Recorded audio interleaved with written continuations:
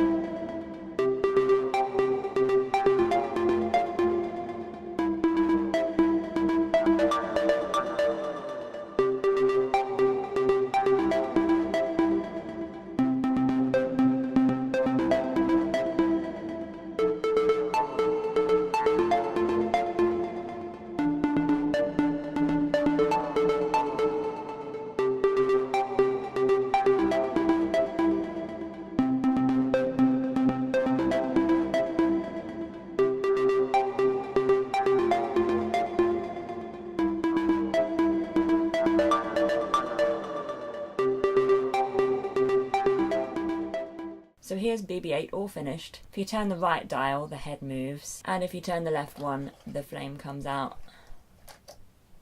It also comes with a little stand, which I messed up the filming of me building, unfortunately, but BB-8 just rests there. And it also comes with a wee Lego BB-8 figure. I really enjoyed the building process. I built it over the course of 2 days. Each bag took about an hour to an hour and a half, and there were 6 bags in total, so that gives you an idea of how long it took me to build it, although I was building it quite slowly. And I thought the instructions were very clear. The book's about 160 pages long. I could very easily follow them, even though I had never built a Lego set before, and there was only one point at which I used the wrong piece and had to go back and replace it. But I liked how generally, if there was the slightest chance you could use the wrong piece, then there was a little to scale drawing of the piece you needed so that you could measure against it and make sure you were using the right one. And I felt like the experience of building was very much thought of in the forming of the instructions. It could be quite repetitive. You can see in the video that sometimes you were building something which looked a lot like something you had already built, but you got to build it in a different way, which means it didn't become boring and you didn't lose concentration. And I liked how some of the inside bits that weren't visible in the finished model were colour-coded yellow and blue, so you could match them and not end up getting BB-8 all twisted. I would say that I was quite happy that I had small hands, because there were some fiddly bits, especially when working with the mechanism inside the shell. And the finished BB-8, I think it looks great. I love how the head moves. I think it's very in character, and I think the protruding flame is a nice touch as well. It makes the building process more interesting, and I think it also makes